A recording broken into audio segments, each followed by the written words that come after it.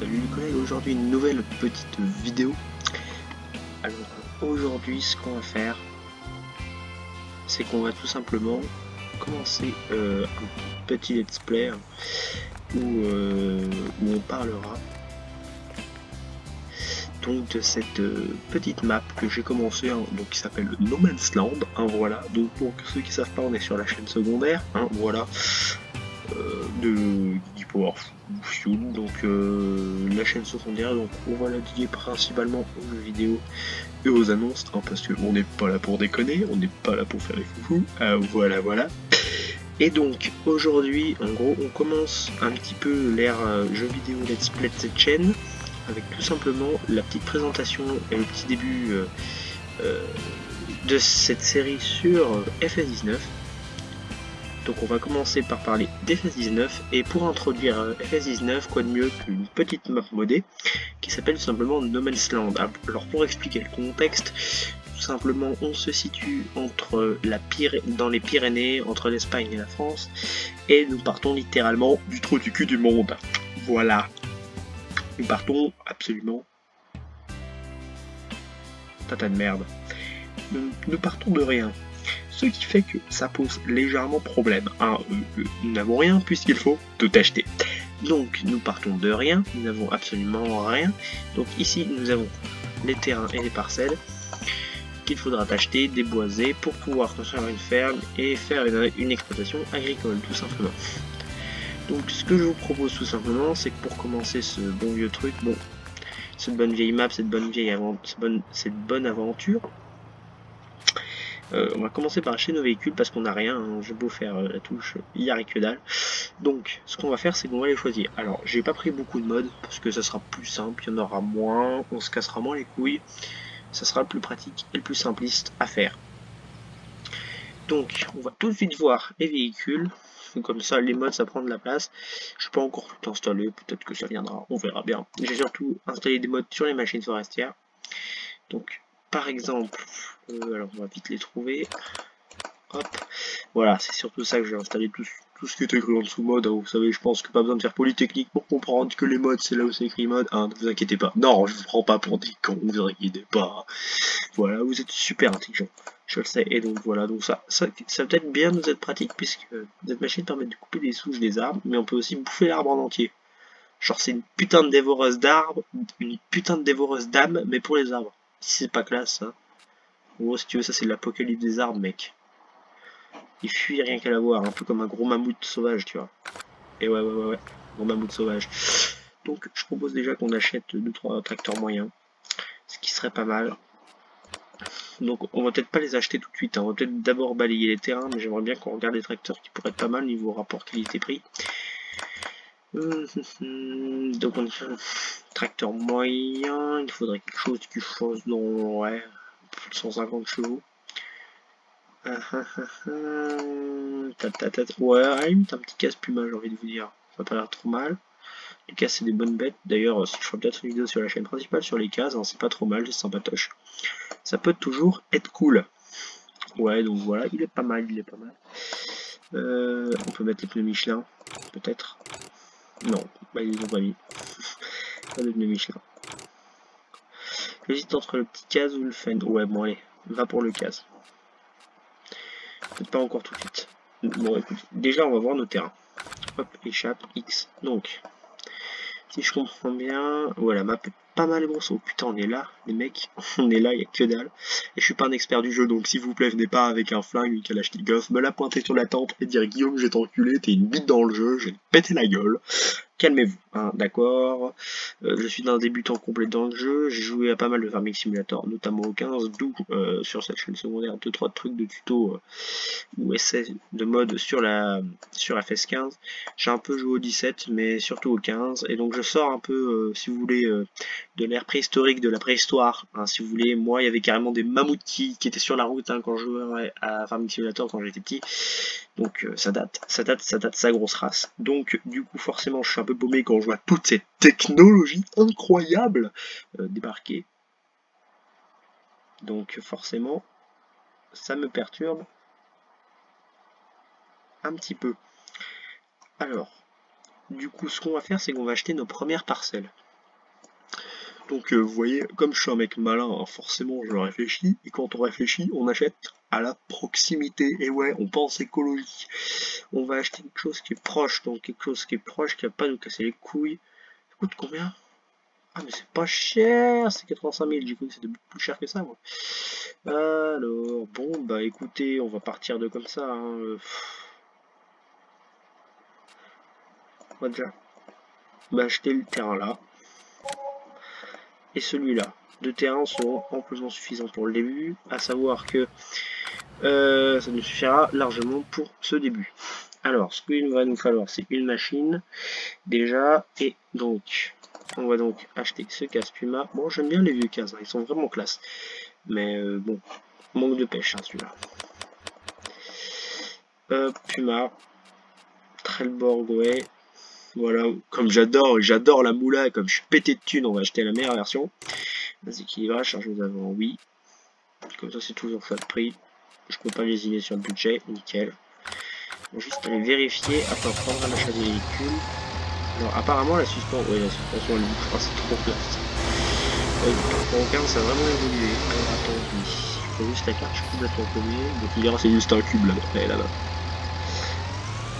Ah, où c'est que je suis, moi? Donc normalement je suis chez moi. Donc voilà. Bon bah voilà, ici c'est chez moi. Est-ce qu'on a quelque chose qui change la préfet ou quelque chose comme ça? Non, on a absolument que dalle. On va mettre des bâtiments ou des trucs comme ça. Bon bah écoutez les gars, je pense que la ferme on va en faire.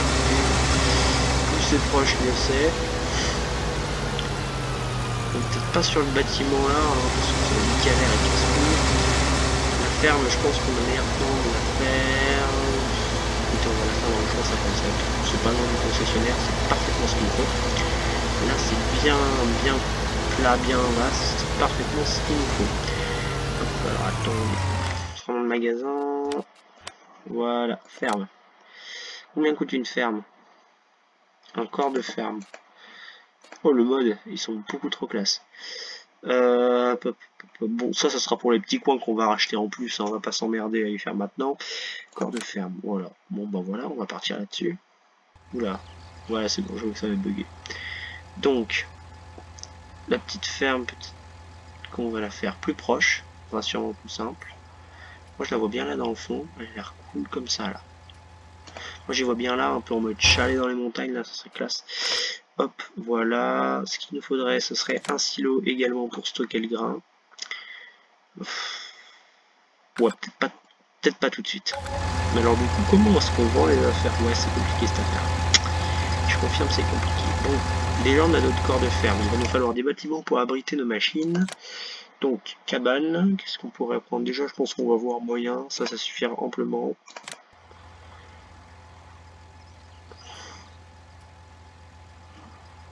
Hop, nickel. Pour l'instant, ça suffira amplement.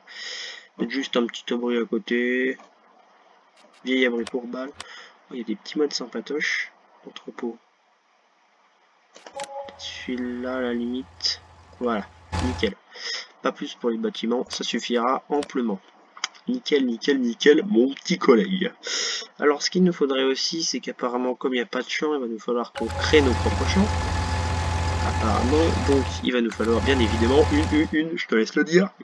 Ouais, voilà, tu sais pas ce que c'est, d'accord, t'es un citadin. Merde, et ben on n'est pas dans la merde, Jean-Luc. Et ben une charrue, mon pote. Donc je pense que c'est ça qu'on va devoir faire. Donc une petite charrue. Donc on va commencer avec pas cher. 59 000, c'est un peu élevé pour moi. Alors est-ce qu'on a des modes installés avec? Ça c'est une charrue, ça. Ah, j'ai le monosocle pour les petits véhicules. Ça c'est pas mal, j'ai bien fait d'y avoir. Ouais, on va commencer petit. J'ai envie de vous dire, on va commencer petit. 110 chevaux. Ouais, bon, à la limite, on peut... Ah, ça me fait chier de dépenser 59. Ouais, d'accord. Ouais, non. J'ai déjà trop flingué de budget. J'ai même pas encore acheté mes machines. Perçoir à lame. C'est quoi le mieux? Ouais, bon. Pour 2000 balles, voilà. Nickel. Donc, il nous faudrait un deuxième petit tracteur, mais cette fois-ci beaucoup moins cher pour pouvoir... Alors, j'avais fait des modes où les machines étaient moins chères. Ça, le petit Fendt, il est vraiment cool, celui-là. À remarquer le vieux Fiat, là, qui est vraiment sympatoche. 150 chevaux, c'est pas mal, hein. Voilà, hop, voilà. Donc c'est lui et il nous fait 135 chevaux. Si on compare avec les autres, il est moins cher, il est plus sympa. Voilà, donc je pense qu'on va se le prendre. Bon, c'est pour la petite histoire, c'est une copie de Ford, hein. Donc ça fera largement le boulot. Hop, on va acheter ce machin, Michelin. Évidemment, on est des Français, on n'est pas un nique le communisme, nique les Boches. Hein. Stop, ok, j'arrête. Promis, plus jamais. Donc, masse d'équilibrage, oui. Configuration des ailes, standard. Extension, standard. Poids avant, ouais. Voilà. Bon, ben... Extension, ça peut être bien, voilà. Hop, nickel. Ensuite, ce qu'il va nous falloir. 2 tracteurs seront suffisants pour le moment. Ensuite, ce qu'il va nous falloir, c'est un semoir. Donc, on va s'empresser de prendre un petit semoir. Donc, où c'est qu'il y a un semoir? Les semoirs, donc les meilleurs de tous, c'est tout simplement ceux-là. Donc, on va pas se priver. On va en acheter un. On aura forcément besoin des machins comme ça. Et donc, le must du must serait aussi d'avoir protection des cultures pour avoir un meilleur rendement. Ça serait aussi tout simplement un petit épandeur, donc réservoir supplémentaire. Il n'y a pas un petit mode qui nous fait pas cher là? Ah, c'est pas donné, putain de merde. Bon, on va prendre ça quand même. Chier. Ça fait un petit peu chier, mais bon. Hop, alors ensuite, ce qu'il va nous falloir, c'est tout simplement une moisse-batte. On n'a pas de moisse-batte, c'est la couille. Donc, non, pas culture du coton, moissonneuse-batteuse. Voilà, nickel. Alors, celle-là est vraiment pas chère, je suis tenté de l'acheter, mais, ouais, bon, elle coûte tous 14 000 €, hein, avec puissance 10 à la fin. Donc, ça va être un peu casse-couille, ça me fait descendre à 300 000. Ouais, mais il me faut une bonne moisse-batte, hein. Ah, bon, allez, de toute façon, amplement suffisant. Amplement suffisant. D'ailleurs, à noter, c'est avec celle-là qu'on commence dans les fesses d'or. Et puis un peu y jouer. Barre de coupe. Est-ce qu'on a des barres de coupe? Barre de coupe maïs. Barre de coupe tout court. Ah, nickel. J'aime bien les barres de coupe tout court parce que ça coupe court. Ok, j'ai ma gueule. Hop là, on est pas mal. C'est nickel, c'est ce qu'on cherche. Acheter pour 32 000 €. Ils se font pas chier, hein, les PD. Hein. Hop là. Donc, ouais, bon, on a tout ce qu'il faut pour commencer. Est-ce que j'ai oublié quelque chose? Je ne pense point. Peut-être une tronçonneuse quand même. Ça peut être pas mal, sachant qu'on va investir dans l'exploitation forestière juste après. Pour une style, parce que c'est quand même du bon matos. Vive les Boches, hein, voilà. Je parle des plaquettes de frein, hein, pas des amants. Bien sûr. Bien sûr. Ensuite, voilà, on est pas mal. Alors, le mode moteur. Alors, à quoi ça ressemble? Le mode est vraiment cool. Savoir que ça, cette marque, en gros, d'après ce que j'ai compris, c'était des copies de Ford sous licence, donc c'était pas trop mal. Apparemment, c'est extrêmement rare dans la vraie vie. Les roues avant sont immenses. Je pense que c'est spécifique au modèle. Alors, par contre, il faudra qu'elles reviennent parce que ça me saoule, j'ai pas l'habitude trop. Et bah, écoutez, c'est pas mal. On est pas mal, on est pas mal. Pour l'instant, en équipement forestier, qu'est-ce qu'on a? C'est là-dedans qu'il va falloir investir. Parce que pour virer tout ce bois, ouais, ils sont moins chers que les 221 000. La ponce, celui-là, ouais, c'est beaucoup mieux. Celui-là, il va falloir l'utiliser un de ces quatre parce que. Siliculture, oui, sans blague. Voilà, donc ça peut bouffer les arbres littéralement. C'est le bouffeur d'arbres démoniaques des annuceurs. Voilà, plus comme ça. Donc il est vraiment pas mal.